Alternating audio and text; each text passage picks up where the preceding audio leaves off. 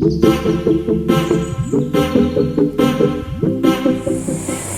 good morning guys. Andito tayo ngayon sa LGU Nursery. Yan. Inaayos pa lang natin to. I-develop.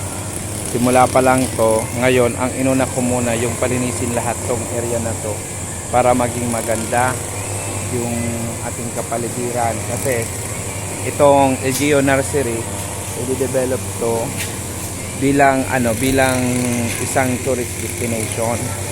Siyempre, bago mo i-develop, lilinisan mo muna. Ayan sila. Magpapalinis ako dito.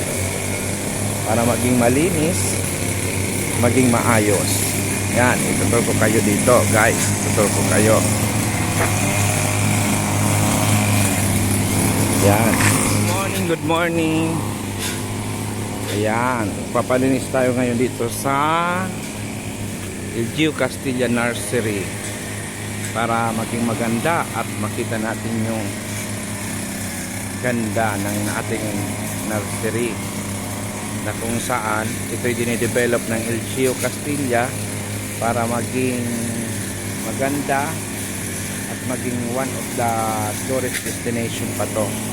Marami pang gagawin dito para improve to. Sa ngayon muna, simulan na natin muna sa paglilinis ng area para at least yung area natin maging maganda. Yan.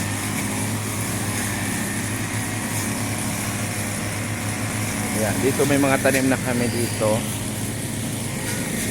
Meron na din kami ditong tanim. Sunflower. Ayan o. Naayos lang namin. Develop, pagandahin. Ito yung aming mga kamatis.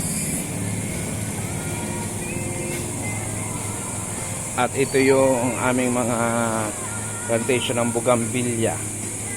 Yan, madami yan.